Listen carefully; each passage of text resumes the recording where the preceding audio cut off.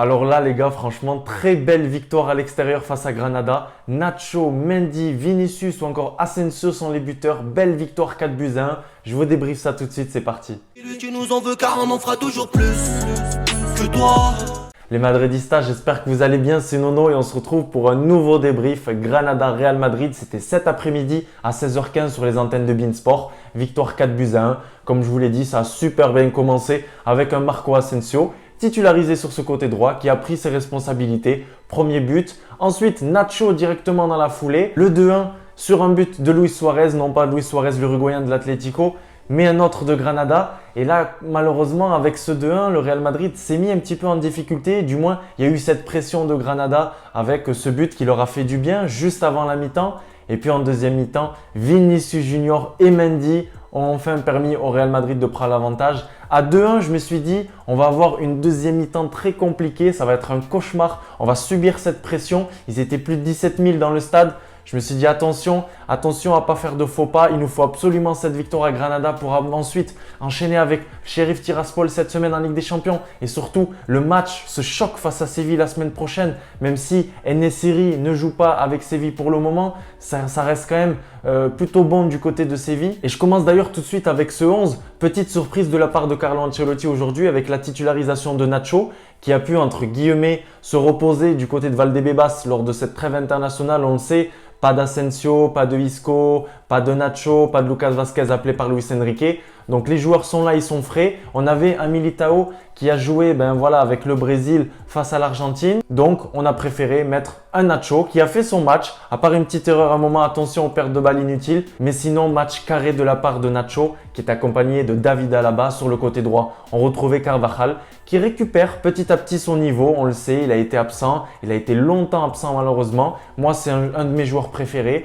Je vois que petit à petit, ça revient. Et ce que j'aime chez Carvajal, c'est qu'il y a une qualité, on va dire, offensive. Il y a une qualité défensive et c'est un joueur qui ne lâche jamais rien. C'est ça que j'aime aussi chez lui. De l'autre côté, on avait un Ferland Mendy, mon chouchou, vous le savez, qui défensivement ne laisse rien passer. Et aujourd'hui, qui se permet même de marquer un but, qui a combiné avec Karim Benzema, avec Vinicius Junior sur ce côté gauche, notamment en attaque. Ça fait plaisir pour lui. Ce but, il peut que lui permettre de prendre cette confiance et petit à petit de monter en puissance. Est-ce qu'ils vont travailler cet aspect offensif? Je le pense honnêtement. Au milieu de terrain, on retrouvait Casemiro, Kroos et puis Modric. Le milieu classique en l'absence de Valverde, on le savait malheureusement, il y en a encore pour une semaine, 10 jours pour l'Uruguayen. Et donc, pas de Camavinga sur le banc qui est rentré en cours de match, en fin de match. Et puis en attaque, c'était Asensio qui était préféré sur ce côté droit. Il y a toujours ce débat, on n'arrive pas à trouver de titulaire indiscutable sur ce côté droit comparé à ce côté gauche où on a Vinicius Junior qui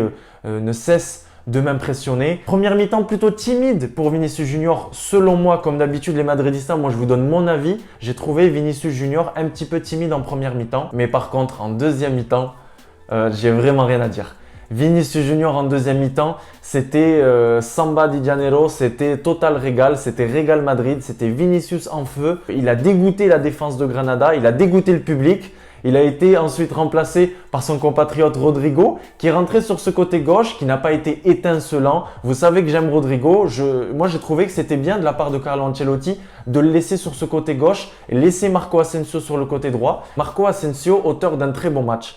Honnêtement, je l'ai beaucoup critiqué. Je l'ai trouvé très soporifique durant certains matchs. Je trouvais qu'il ne se passait pas grand-chose lorsqu'il était sur ce côté droit. Je le préfère sur un milieu. Mais quand on voit aussi le match aujourd'hui d'un Luka Modric qui donne cette passe, d'ailleurs, j'ai oublié de vous parler de ce but. Il faut qu'on en parle 2 secondes.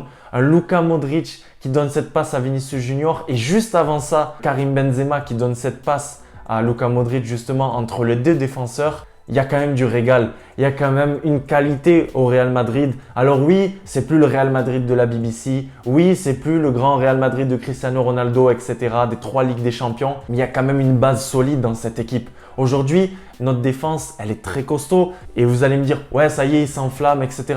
C'était Granada, ok, c'est Granada, ils sont 17e là avec cette défaite, je crois qu'ils sont même relégables, ils sont 18e. Mais il y a quand même une belle base, il y a une stabilité au niveau de cette défense. Maintenant, elle a pris ses marques avec Mendy d'un côté, avec Carvajal de l'autre, avec cette charnière. Il n'y avait pas Militao, mais Militao Alaba, pour moi, c'est très costaud, c'est très solide. On ne parle pas du match d'Alaba aussi, mais Alaba, mais quel boss! C'est vraiment le boss de cette défense. C'est le boss, quoi. On a perdu Sergio Ramos, on a perdu Raphaël Varane. On retrouve un Alaba qui n'a rien à envier à Ramos et à Varane. Honnêtement, moi je vous le dis, du moins c'est mon avis encore une fois. Il y a les pro Ramos, il y a les pro Varane. Moi je les aimais très bien les deux joueurs.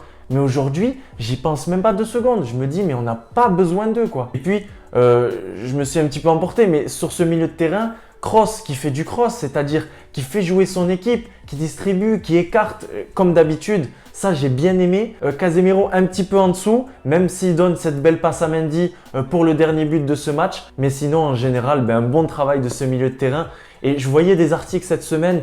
Il se pourrait que Modric prolonge d'une année, qu'on puisse le voir l'an prochain. C'est son souhait de jouer dans le nouveau Santiago Bernabéu, dans le nouveau stade, avec cette jeunesse, tout en laissant une place importante, une place plus importante à Camavinga et à Valverde. Mais moi, je dis pas non en fait, parce que Modric, peut-être qu'il n'a pas encore 90 minutes dans les jambes, dans des matchs à haute intensité. Et je vous le dis encore une fois, c'est mon avis. Vous pouvez me dire dans les commentaires ce que vous en pensez. Mais je pense qu'il peut être encore utile pour une saison pour travailler cette transition Valverde, Camavinga, Modric et après dire merci à Modric et voilà, lui souhaiter le meilleur pour la fin de sa carrière ou pour la suite s'il décide de retourner en Croatie ou peu importe où il décide de retourner. Et puis, ok, Asensio, Vinicius, c'est pas les meilleurs latéraux du monde, mais Vinicius Junior, ça commence à exploser, ça commence à être très sympa. Comme je l'ai dit tout à l'heure, il a dégoûté cette équipe de Granada. Il continue, n'empêche, on est quand même à 8 buts en championnat si je ne me trompe pas.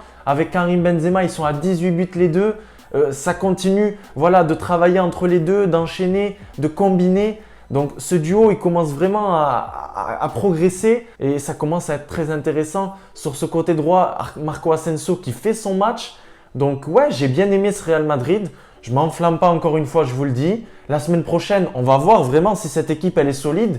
Déjà, on va le voir cette semaine en Moldavie parce que vous allez me dire « Ouais, le shérif, c'est rien, nanana, c'était juste une erreur au Bernabéu. » Mais les mecs, ils nous attendent. Je vous le dis, en Moldavie, ils nous attendent et ça ne va pas être un match facile. À nous de gagner, tout simplement. Je ne veux pas de « Ouais, match nul, ça permet de… » Non, il faut gagner parce que juste après, il y a la réception de l'Inter en Ligue des Champions le 7 décembre. Et puis, dimanche prochain, le 28, il y a Real Madrid, FC Séville. FC Séville, il y a de la qualité. On passe sur un autre niveau. Là, on n'est pas sur le 17e, on n'est pas sur le 18e. Donc, on verra si je me suis emporté pour rien. Mais moi, aujourd'hui, je suis fier de mon équipe. L'an dernier, je vous le disais, et j'ai été beaucoup critiqué pour ça. Moi, je m'ennuie quand je vois ce Real Madrid. Je trouvais qu'on marquait pas beaucoup. Les chiffres parlaient d'eux-mêmes, on marquait pas beaucoup, il faut dire la vérité. Oui, il y a eu l'explosion de Vinicius Junior cette saison, même si je ne sais pas si on peut parler d'explosion, mais cette nette amélioration de Vinicius Junior cette saison, c'est peut-être ça aussi qui aide. L'an dernier, il n'a pas marqué autant, là il est déjà à 8 buts, c'est très beau, mais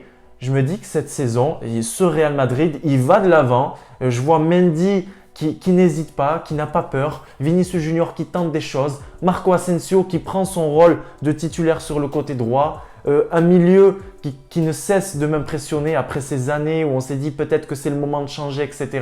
Voilà, Karim Benzema qui n'a pas marqué aujourd'hui, j'ai vu direct les commentaires, ouais Karim Benzema il n'a pas marqué, je l'ai trouvé bof, etc.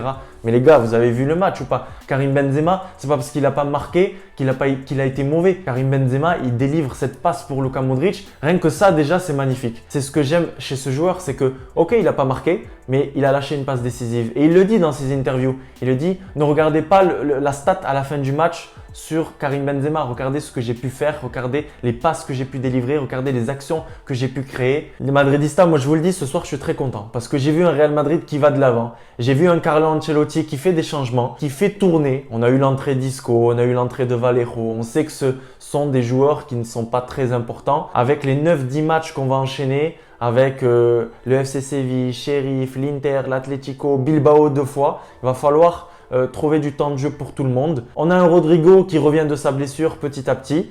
Voilà, moi j'aime bien les choix de Carlo Ancelotti. Aujourd'hui, j'ai bien aimé. J'ai bien aimé le fait qu'il ait laissé aussi du temps à Vinicius Junior, un petit peu de récupération parce que Vinicius avait joué face à l'Argentine. Que du positif. Ce but encaissé, il est dévié, ok. Mais sinon, pas forcément inquiété à part voilà, ces 10-15 minutes assez bouillantes avant la fin de cette première mi-temps où voilà, il y a l'effet, on a marqué, on veut faire peur, on met cette pression, etc.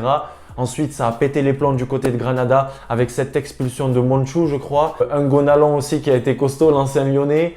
Moreno, l'entraîneur qui pète les plombs, qui se fait expulser aussi. Donc voilà, pas facile aussi pour eux. À 10, avec l'entraîneur en moins, l'adjoint qui ne sait pas trop gérer sur le côté. Voilà, les Madridistas, victoire 4-1. Maintenant, il faut directement penser à la récupération. Nous, on se retrouve dès mardi pour le before de ce match Sheriff Tiraspol, Real Madrid, le retour de la Ligue des Champions. Très content ce soir, très positif. Vous allez me dire sûrement, Nono, t'es trop optimiste. Mais on verra au prochain match. Dites-moi dans les commentaires quel est pour vous l'homme du match, sûrement Vinicius Junior. Et puis nous, on se retrouve très prochainement pour une nouvelle vidéo. N'oublie pas de liker si ça te fait plaisir. N'oublie pas de partager, n'oublie pas d'activer la cloche de notification. Et puis encore une fois, à la Madridina Damas. Ciao les Madridistas. C'était le régal ce soir.